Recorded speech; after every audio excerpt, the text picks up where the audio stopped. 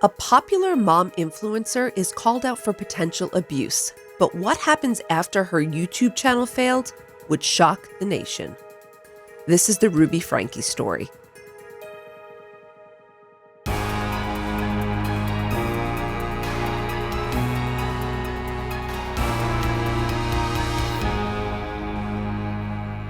Hi, Amy. I'm surprised we haven't covered this one yet. Yeah, it's been requested. I'm sure you've seen it. It's been requested by several listeners, and it was recently covered in a 3-part series on Hulu. And you watched it, I'm assuming? You know, I wasn't going to, and then I was just clicking one night, and I saw it, and I was like, let me give it a chance. So I looked at it, and it was really well done. I have to give credit to it. And what I liked about it is that the participants, her family participated. So it wasn't one of those where they do it and they try to get around everyone. I thought it was done well. There was a lot of footage, and I thought it was as tasteful as it could be for the topic. Let's put it that way. Okay. And for those who are maybe not aware of this case, the topic is a case that involves abuse against children. So just consider that as you're listening. Now, in some of my courses, I actually discuss domestic abusers. And unlike street crimes, which tend to be visible, abuse often happens in places we don't see, which really complicates the detection of it and our ability to protect the victims. And as we both know, children are likely the most vulnerable and the most at risk. If this case sounds a little bit familiar, it might. I covered some of these themes in episode 176 about the Turpin family. Do you remember that case, Amy? Yep. Maybe. Okay. I think I even asked you when I saw this name on our list. I said, I think we covered that one already. Right. So the Turpin family, there are similarities, but the key difference between today's episode and that one is that the Turpins did not put themselves in a public light, whereas Ruby Franke reveled in her online persona. So before we get any further into the story, let's find out who Ruby is and how this all happened. Born in Utah in 1982 to parents Chad and Jennifer Griffiths, Ruby Griffiths was the eldest of 5, and she was raised in the Mormon Church. Ruby's childhood centered around faith and family, and she described her own mother as very nurturing. In the year 2000, while attending Utah State University, Ruby met Kevin Franke, a promising engineering student, and though she had other suitors, Kevin quickly won her affections by demonstrating his commitment to Ruby and her goals of raising a family early on.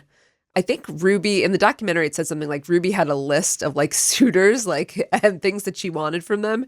And Kevin pretty much discovered this list and made sure that he had everything she wanted. So after winning her over, the pair got engaged just a few months into their romance and married shortly before ringing in the year 2001 together. How old are they at this point? They sound pretty young. They were, yeah. I mean, she was born in 82. This is 2001. I think she was 19 or 20. They're both college-age students, so they're very young. The Mormon couple set up residence in Springville, Utah, where Ruby was a stay-at-home mom to their 6 children, and Kevin worked as an assistant professor of engineering at Utah's Brigham Young University. These kids were all fairly close in age? Is that They were spread out, actually. They were? Okay. Yeah, they were. I mean, not spread out by so many years, but she had 6, and I believe that the age spread was something like 10 to 12 years apart. Okay. The couple seemed to have it all, and in 2015, Ruby began sharing her wonderful family life through her YouTube channel, 8 Passengers. Have you ever heard of 8 Passengers? Only because I had heard of what happened in this case later, but no, I was never aware of it. Okay, so my students brought up this channel in class, which was another reason I was kind of interested in covering the case. Apparently, lots of my students were watching this when they were growing up. Really? Yes. Was it kind of like John and Kate plus 8, like the way those reality shows were for us growing up? Exactly. I'll tell you about it. So 8 Passengers gained popularity for its portrayal of a seemingly wholesome family life, which resonated with a lot of viewers. Ruby's channel offered a mix of relatable parenting moments, family routines, and insights into raising children in the Mormon religion. So the show did highlight themes of faith, discipline, and family values. But I think that a lot of people were interested in Ruby's parenting content and family focus of the community. There was a lot. The kids were fun. They were a lot of Mhm. fun. And it was silly, but it had a lot of good, I would say, a lot of good, wholesome fun. Did she have a certain parenting philosophy? Like, was she a helicopter mom or was she more hands off? I would say that she was hands-on, but she was strict. So I could tell you she was open with viewers, and I think they were getting an authentic glimpse, or what they viewed as an authentic glimpse into challenges and joys, because she was honest about some of their challenges as well, her fertility struggles when she had them. But also the content and the show were very professionally done. They had a consistent posting schedule. They had polished production. So I think, this was almost, a saturated market at the time because, as you mentioned, there were other shows like it, but hers really stood out because of all of these features. It sounds like she was monetizing at this point. So she began in 2015. By 2020, Eight Passengers had amassed a following of almost 3 million viewers. And yes, she was monetizing. In fact, I believe at their height, they were bringing in about $100,000 a month from the show. Wow. So they were doing very well. And the husband was still working? Yes, Hmm. absolutely. I mean, their income did not come from the show before Hmm. that. They were on his salary before Hmm. this, and that's how they lived. But imagine, they talked about the trips they would take and things that they bought once they started to make some of this money. But Amy, just as the channel grew, it also attracted criticism for some of Ruby's parenting practices. You asked me before what her style was. Well, Ruby didn't shy away from the fact that she was a strict disciplinarian. But the line between strict and abusive was called into question after she posted some videos that viewers found disturbing.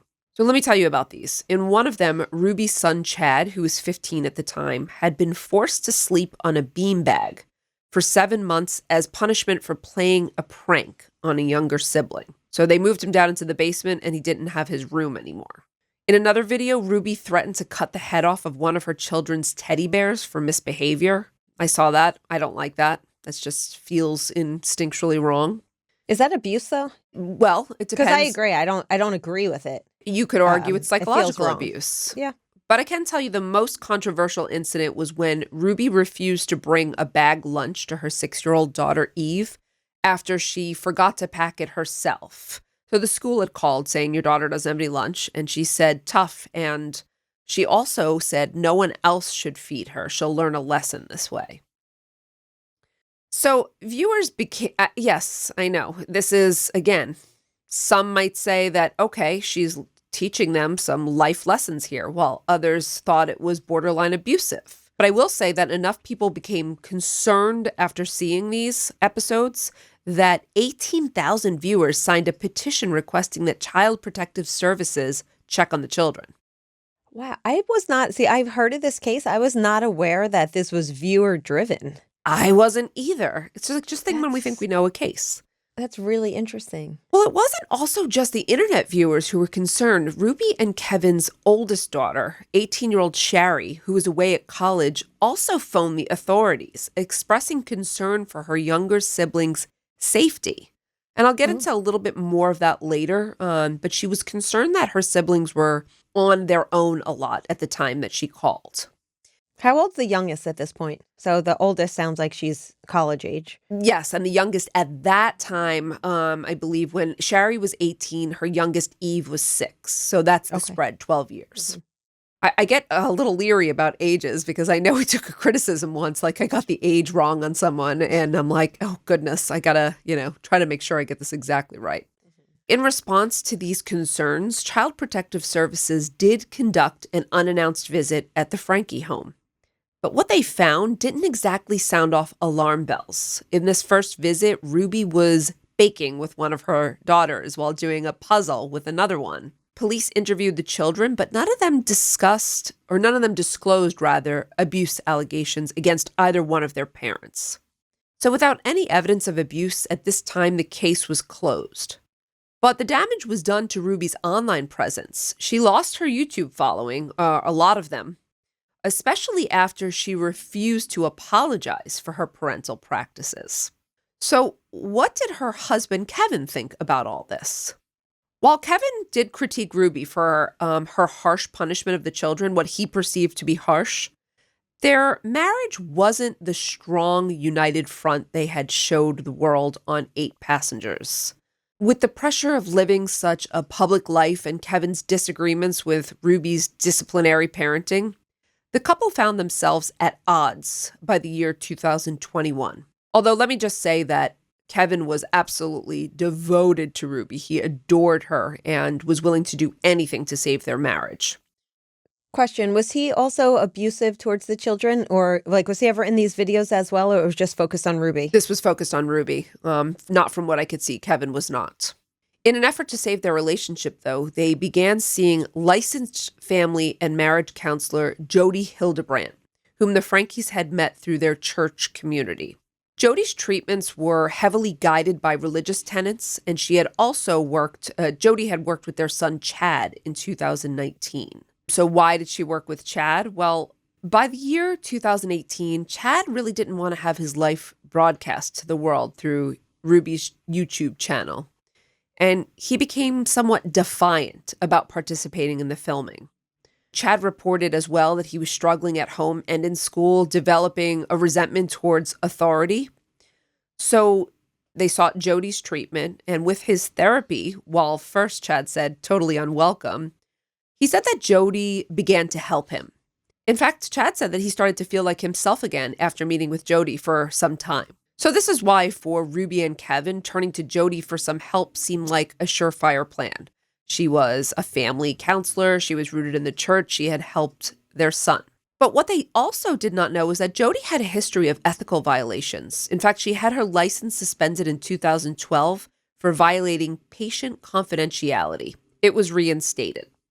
Do you know what the circumstances were surrounding that? I believe that she was actually disclosing some of her patients' private information to members of the church, or she at least had to at least one or two members of the church. And she got her license reinstated.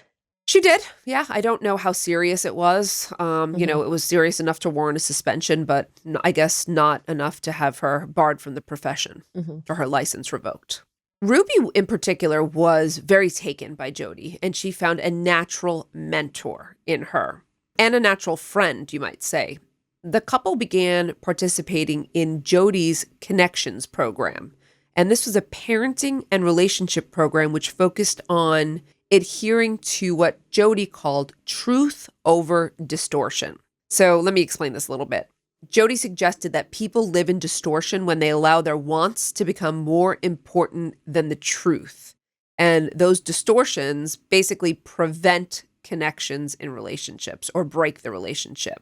So examples of distortions are, Jody framed them a lot of addictions. So pornography, food, alcohol, gaming. It could be any number of things. The list was actually quite long. And according to Jody, Kevin had an addiction to pornography. Now, Kevin agreed that he suffered from distortions, and he worked hard at getting rid of these distortions to keep Ruby happy. So the therapist insinuated that he had a issue with pornography? Was that correct. because Ruby brought it up, or how did she come to this? Well, she came to this in the course of their treatment together and in the course of them talking about some of the problems that they were having. Okay. I'm going to discuss this distortion or this alleged addiction a little bit more later on. But at this point, they sought therapy, and Kevin seemed to be, quote, recovering successfully. And Jody actually presented Kevin and Ruby in her program on her channel. She also had a YouTube channel as a model of success. Also, as Kevin progressed, Ruby became a coach in Connections, excitedly and quickly moving up the ranks to become Jody's second in command. Some pointed out that this was kind of odd because Jody had others who worked for her and said that Ruby wasn't necessarily the most qualified or trained, but she moved up super quickly through the ranks. So they were good friends, these two women? They became good friends outside of treatment. Yes, they did, which is also, you might say, a no-no for a therapist. Treating someone, not supposed to befriend them per se. I'm surprised that was allowed. Especially somebody who was already under the microscope, it sounds like. Yes, she was. So I'm not sure how this was allowed at first or how this wasn't an ethical violation if they moved out of treatment and just moved into her program, which wasn't necessarily sanctioned by her profession. I'm not quite sure. But I will tell you that Kevin and Ruby became the face of Connections, and Ruby was just absolutely devoted to her partnership with Jody. But it wasn't just the partnership that made Jody an integral part of the Franke's life. In 2021, Jody called Ruby one night, really hysterical, saying that something was going on in her house. She believed that she was being haunted by Satan, that hooded shadows were appearing in the dark, and that she was absolutely terrified. So she's delusional. Well, let me explain what happened. Her home was in St. George, Utah, and this was about 270 miles away from where the Frankes lived. But Jody sounded so distressed that the Frankes quickly traveled the distance to Jody's home. With the kids? I don't know. Threw the kids in the car? I don't think that the kids were with them. I think it was just the Frankes. Just a little bit about where Jody lived, too. She lived in a beautiful, expansive 9,000 square foot mansion nestled in a luxurious property set among a breathtaking desert view. I mean, She lived by herself? Yes, she did. She married? Okay. No, she was not at the time. The minimalist modern home even had a guest suite, a home theater outside. I mean, the property resembled a resort with a pool, spa, fire pit, outdoor kitchen. It even had a pet wash station and a garage that could accommodate up to 5 cars. And this is all just from being from her profession as a therapist? As I understand it. And she had her own program, and she had her own YouTube channel. And so she had a couple of different things going on. It was hard to believe that any entity would haunt this truly wonderful home. But Jody believed that she was under some kind of spiritual attack. And Ruby really wanted to help her friend. So after visiting them, Ruby and Kevin also believed, it's not that they saw anything, it's that they really believed that Jody was convinced that there were, some type of spiritual hauntings, and they believed in Jody. So Ruby convinced Kevin that it would be a good idea for them to have Jody come stay with them until things in her own house calmed down, until she was no longer afraid. While hesitant, Kevin eventually agreed, much to his later regret, I think, as not only did Jody insert herself into every bit of their daily lives, but Kevin became like the third wheel in his own marriage. Were the two women having a sexual relationship? Let's hold that thought because that question comes up later, and Okay. I think it's likely but not substantiated. Once at the Frankes' home, Jody kind of took over, but she also went into, as they described, trance-like states that seemed to be governed by demonic possession. And Kevin and Ruby believed that this was very real. They said that they tried to rid her of these possessions with blessings and prayers, but they seemed to persist, so much so that Jody could not go home and be by herself. I'm sure you can see where that is going. Mm-hmm. And so much so that Ruby ended up leaving the bedroom she shared with her husband to sleep with Jody in their guest room as a means of protection. This answers my last question. I think so. That's why I said to hold that. Now, Jody's position towards Kevin also seemed to change, as the longer she stayed with the Frankes, the more she accused Kevin of falling back into distortions and becoming a selfish man. Jody's presence also negatively affected the Franke children. The year that Jody moved in, she convinced Ruby that the Frankes' 2 youngest children, Russell and Eve, were incredibly selfish, so much so that they should not receive any Christmas presents that year. So the children didn't receive Christmas presents and had to watch their siblings opening presents on Christmas morning. This whole thing is so bizarre. It's very, very bizarre. I didn't know any of this part of it. I didn't know it either. Then in July of 2022, when 17-year-old Chad confessed to his mother that he was engaging in sexual relations with girls, Ruby became hysterical, and she began to blame Chad for Jody's possession, saying it was his sinning that was reaping this upon the family and upon Jody. Believe it or not, she kicked Chad out of the house. and told him he had to find somewhere else to live, her 17-year-old son. But it wasn't just Chad who was leaving. Ruby insisted that Kevin leave as well, her husband. Since Jody felt like he was slipping back into his distortions, he was interfering with Ruby and Jody's connection success, and he wasn't committed anymore to their marriage. This almost sounds like filet-a-deux, doesn't it? Yes, it does, right? The shared delusion. You might argue that it is. Like a very minor version of it compared to other cases we've seen. This part gets really intense as well because Ruby said that Kevin had to leave, that he had to go work on himself, but she absolutely forbid him to have contact with the children as well, saying that his distortions were causing the family to suffer and that he couldn't have contact with the children until he worked on himself. Now, as a parent, I find that very, very hard to understand because under no conditions would I agree, unless I was a harm to my child, not to have a connection with my child. But Kevin, a devastated Kevin, agreed to do the work, agreed to leave the home and to leave the children and Ruby alone until such time where he could make himself better and return. I almost feel like he's being like gaslit a little. You think? I think so as well. Right? Like they're convincing him that something's wrong. It doesn't, I mean, maybe something was wrong, but it doesn't seem like it. Hold that thought.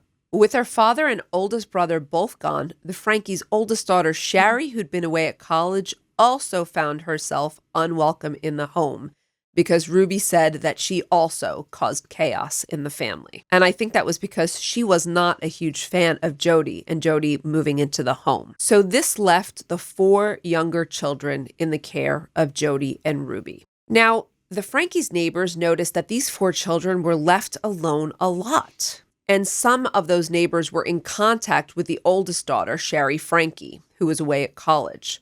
So they let her know that things just did not seem to be right in the home. And this deeply concerned Sherry, who I said earlier had contacted the authorities.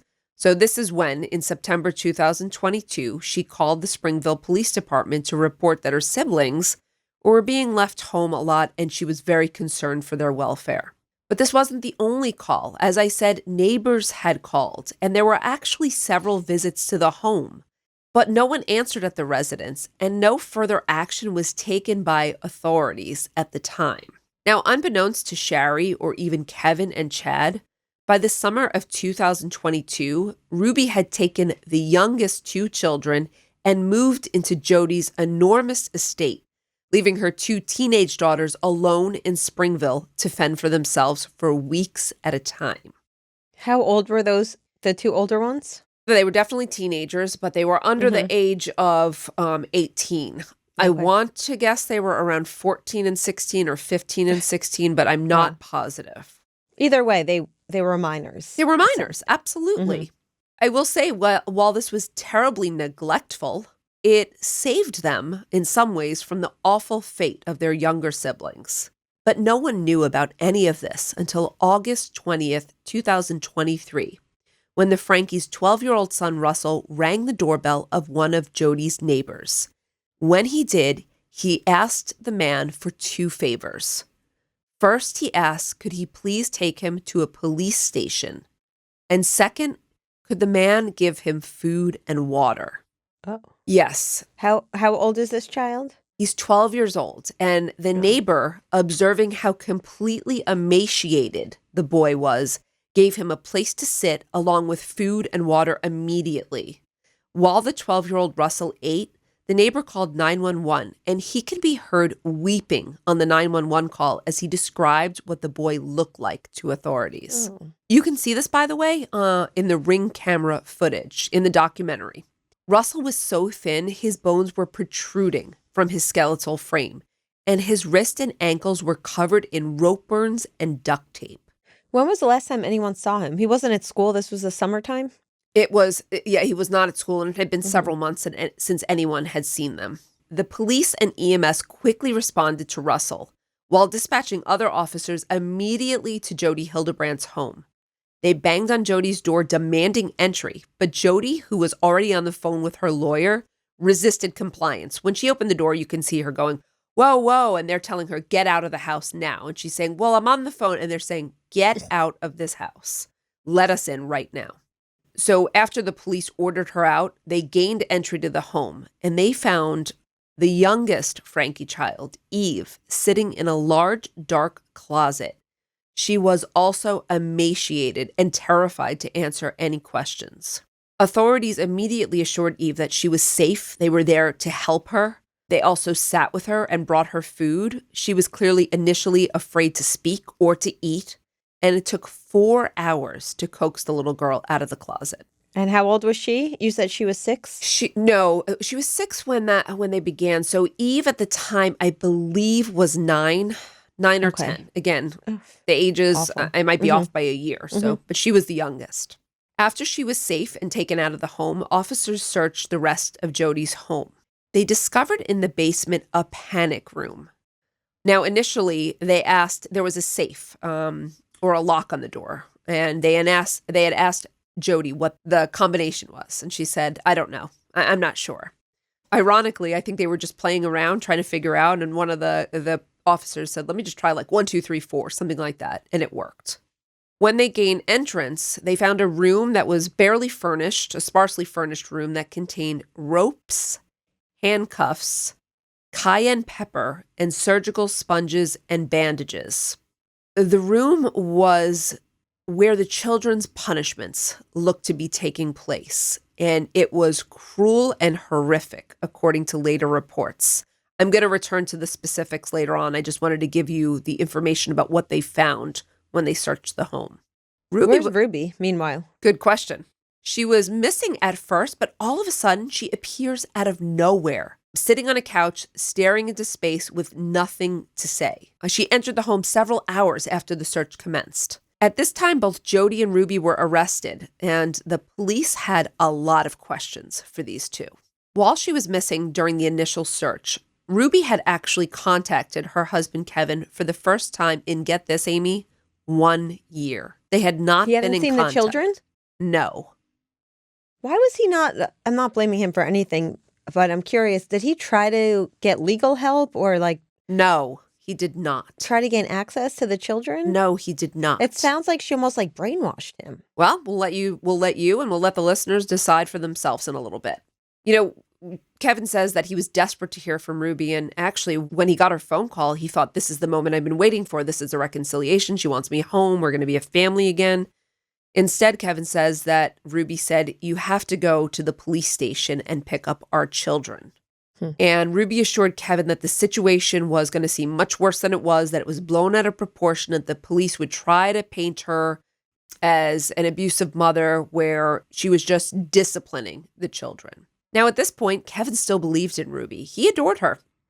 So when he went to the police station to gather his children, he was shocked to find out that they were receiving medical treatment for severe injuries caused by abuse and starvation.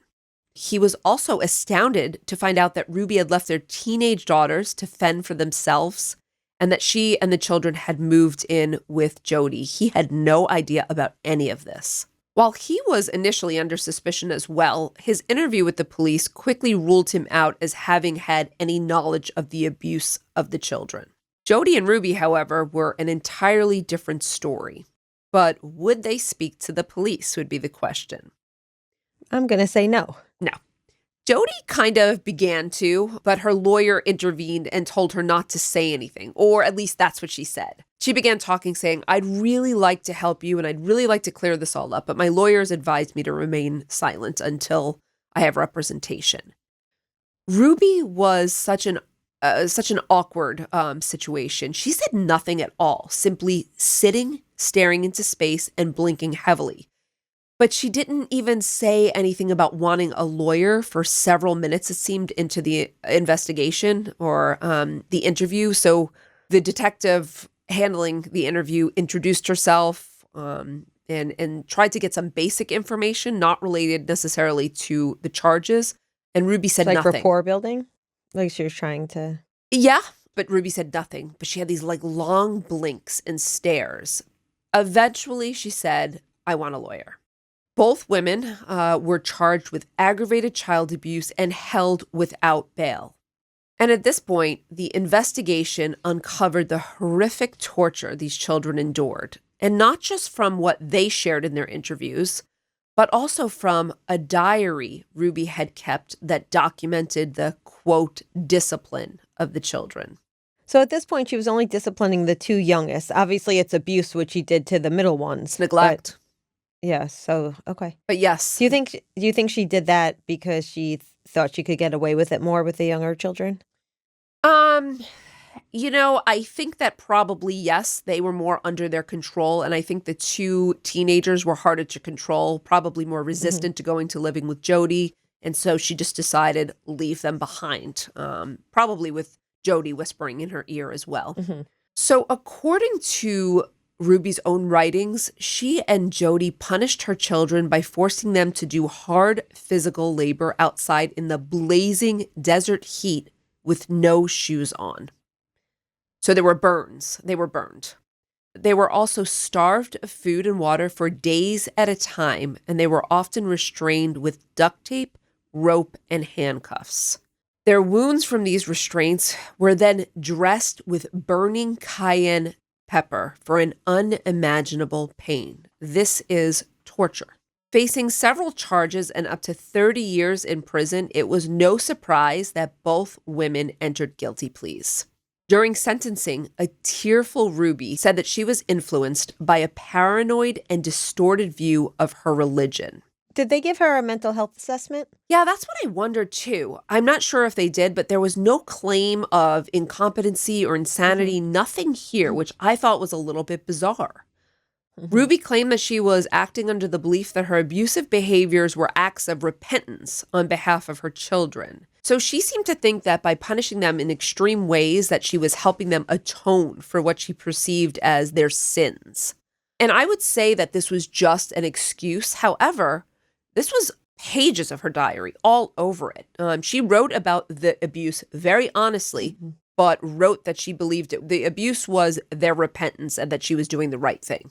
How involved was Jody with the physical abuse? Jody was involved. It was by both of their hands, both, I'd say, equal participants. A tearful Ruby went on to apologize to her husband and children during her sentencing, saying that, quote, "I will never stop crying for hurting your tender souls." The judge sentenced Ruby Franke to 4 to 30 years in prison following this emotional statement. Did you say 4 to 30? That's correct. So she Quite was a range. It is a range. So the maximum she could get was 30, and the minimum she could get is 1 year. And the judge, there were 4 counts that she pled guilty to. So the judge sentenced her for 1 year minimum on 4 counts to run consecutively. 4 to 30 years is quite an open range, and we talk about that in some of our classes. And this is because Utah relies heavily on parole, the board of, I think they call it the Board of Pardons, to determine what's an appropriate punishment for Ruby and for, other offenders. Did the women ever turn on each other to try to get more leniency? From what I understand, they did not turn on each other. Although I want to tell you that Ruby did seem to insinuate during her sentencing that she was paranoid by religion, but also influenced. It seemed that she was insinuating she was influenced by Jody without completely throwing her under the bus, I'd say. Okay, well, Jody, you asked about, right? During her sentencing, she said that she hoped the children would heal and move forward to have beautiful lives, and that she was willing to submit to whatever time the state felt would be appropriate to make retributions for her actions. The statement seemed devoid of taking responsibility for her crimes. The judge actually pointed this out when he sentenced her because of her plea to the same punishment as Ruby, and that was 4 to 30 years in prison.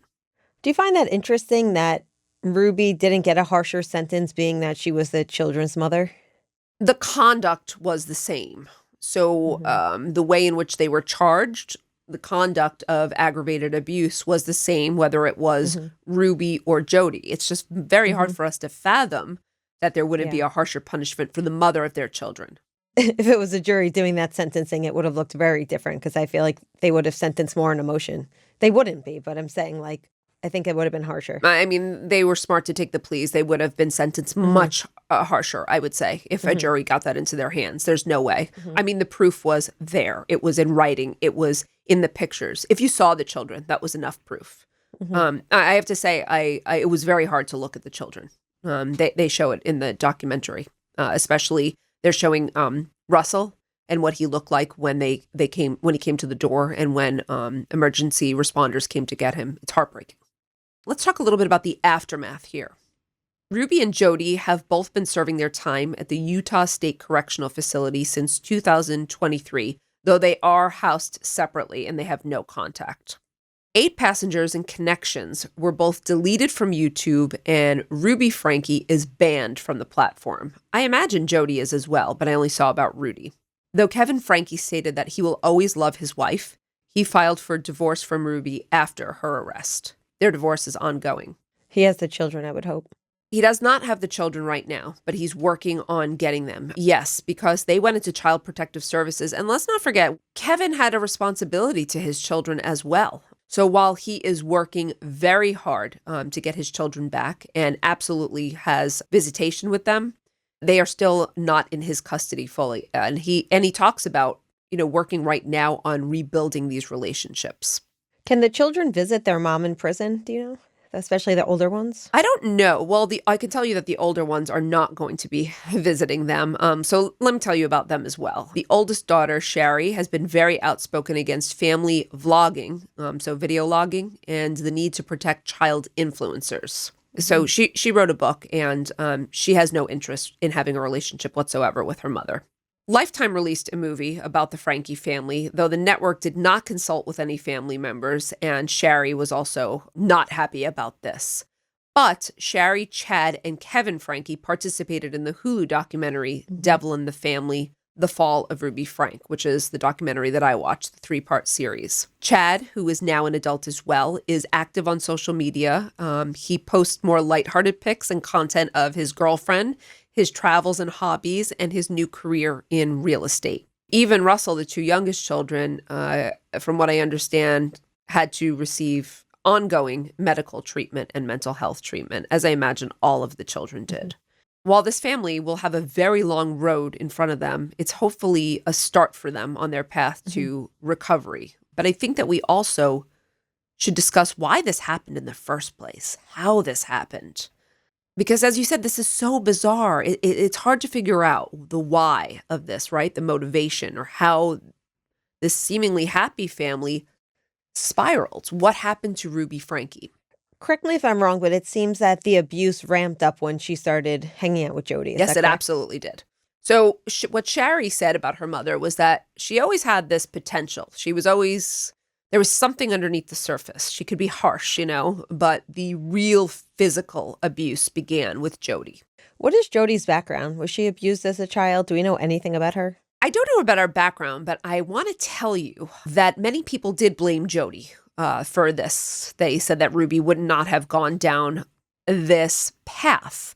So the interesting thing here is that a couple of things. So she had a couple of patterns. First of all, she advised many former clients that they had pornography addictions, even when they reported minimal or infrequent use of pornography.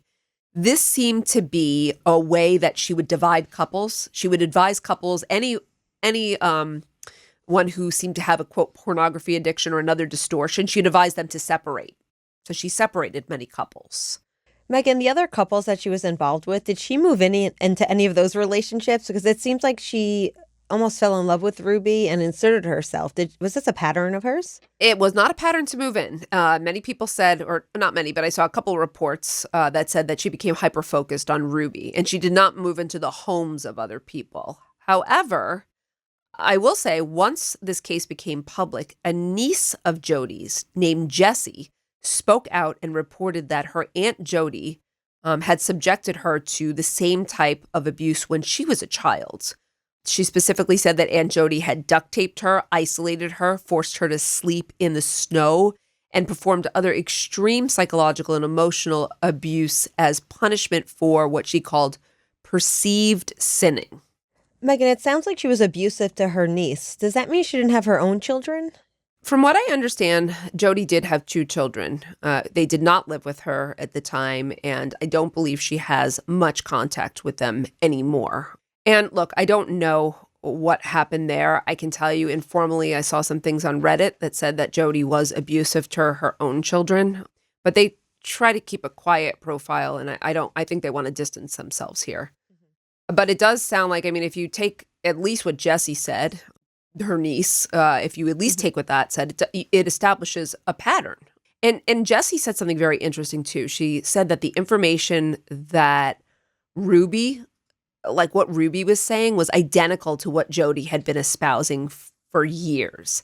So Jessie said it was like hearing Jody. It was like Ruby was speaking exactly what Jody was saying, except, in Ruby's voice. Mm-hmm.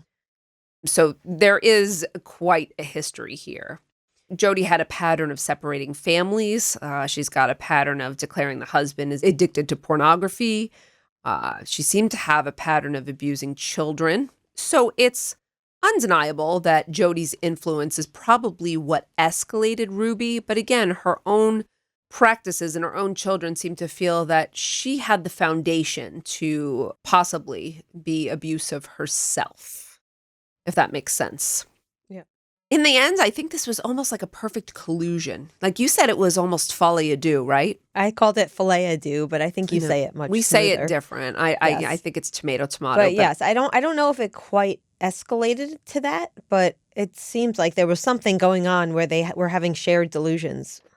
I think that Ruby's strict parenting style, already controversial, escalated under Jody's influence, who framed these teachings as being divine. They had talked about Jody, being a representative of God. Because remember, Jody was very, very heavily rooted in the church, but influential in the church. But of course, they took the church's teachings and they corrupted them with their own beliefs. And I think together they seem to believe that their extreme methods were righteous, masking what I would call abuse as discipline. So it sounds like techniques of neutralization a little bit. And how so? Well, because it sounds like they were using their own justifications for bad behavior by acting as if it was, I don't know if they convinced themselves even that what they were doing was righteous. I'm not sure if Jody did, but I think Ruby somewhat did, which does not lessen her culpability, let me say. And I think that this case also highlights the dangers of unchecked authority in family dynamics and Yes. The potential for harmful ideology to escalate into real serious abuse. I just want to point out again how impressed I am that the viewers are the ones who kind of started the abuse allegations in motion. Yeah. I think that's really important because I think sometimes we get so used to seeing into other people's lives that you just don't think that, you would never question what people are doing. Yeah. Absolutely. Well, let's end by talking about the system. The viewers helped bring this to the attention of the system and helped get authorities involved. We know that Ruby and Jody are both being punished, but what about the others here? Kevin Franke, who is not a malicious person by any stretch, abandoned his family in the name of his wife's wishes. And, that was an abdication of his parental responsibilities. So he is responsible at some level. He's their parent, right? You know what kind of bothers me about that, though, Amy? You have to see it to understand it. I wonder if Kevin were to have stayed, would he have allowed Ruby still to escalate? It almost bothers me because I'd like to think that she, away from him, she did this, but I think she started to escalate a bit in front of him and just expected that he wouldn't question her. I'm not sure. Yeah. Now, Shari called the authorities multiple times, but to no avail. No legal action was taken. The neighbors called the authorities. No action was taken because there was no evidence of abuse at the time.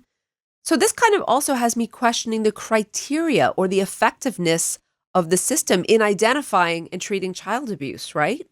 It's tough because there's a very fine line. We don't want parents to be wrongfully targeted for child abuse and children being taken away. Yes. Because there is such a fine line between discipline and abuse. So I see it both ways. I absolutely do. I mean, the true perpetrators of this crime, these awful crimes, have been caught. But we also know that theirs is not going to be the last story like this. So, the best thing you can do, the neighbors did it. If you see something, say something.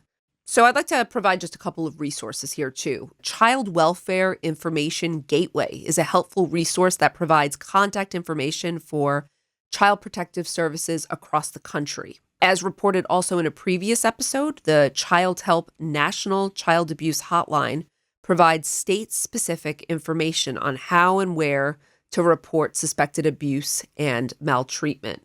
And they can be reached 7 days a week, 24 hours a day at a toll-free number, and that's 1-800-4-A-CHILD.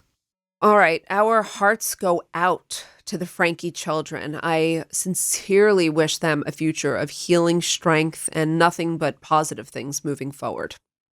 Agree. Thank you for shedding so much light on this story. I really didn't know even half of this.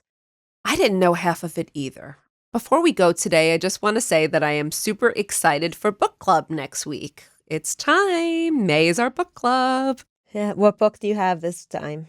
We are doing A Devil Went Down to Georgia by, I believe it's Deb Miller Landau. And this was a book that I wanted to cover a few times ago, but it was still somewhat new. So yes, it I looks remember. really, really good. And I love book club, as you know. So if you are interested, if anyone else is interested in joining the book club or Amy's lectures, check us out on Patreon. And if you're just interested in learning about the books that we cover, I think I provide a list on the website. So you can get this book and ones that we've covered previously if you look on womenInCrimePodcast.com. Excellent. Thanks, Megan. Oh, thank you. And thanks to everyone. And we'll catch you next time on Women in Crime. Women in Crime is written and hosted by Meghan Sachs and Amy Shlosberg. Our producer is James Varga. Script editing is by Abagail Belcastro. Audio editing is by Siler Burr and Jose Alfonzo. And music is by Desert Media. If you enjoy the show, please remember to follow and leave a review. You can also support the show through Patreon, where you can get access to additional ad-free content such as exclusive full-length episodes, lectures, a book club, and virtual happy hours with Megan and Amy. For more information, visit patreon.com/womenandcrime. Sources for today's episode include biography.com, NBC News, ABC News, People.com, USA Magazine, JodyHildebrandt.com website, and the documentary Devil in the Family, The Fall of Ruby Franke.